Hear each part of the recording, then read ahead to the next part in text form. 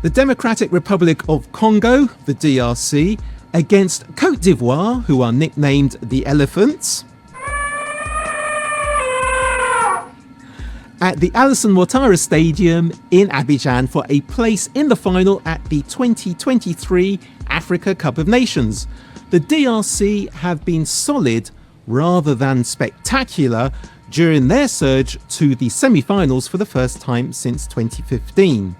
In the last 16, they showed guts to see off Egypt in a nail-biting penalty shootout, and they displayed resilience to come from behind to beat Guinea 3-1 in the quarter-finals.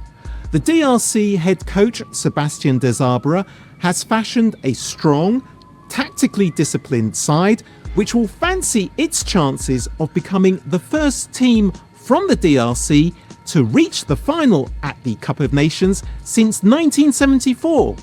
Back then, the DRC was called Zaire.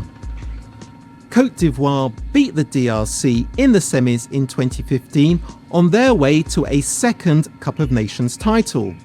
2 weeks ago, it really didn't look as if the Ivorians would be adding a third crown to the trophy cabinet at the Ivorian Football Federation headquarters.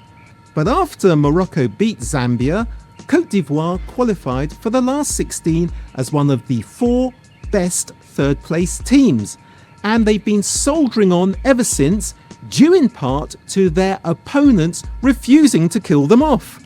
Senegal scored early in the last 16, but sat back and paid the price for their lack of vision. In the quarter-finals, Mali played with an extra man for the entire second half as well as extra time and still managed to lose 2-1. In truth, in that match, Cote d'Ivoire did look a far better prospect when Sébastien Haller and Simon Adingra were on the field. Progress in the semi-finals will depend largely on their fitness. The Ivorians have been leading a charmed life up until now. It's time to show some structure and purpose.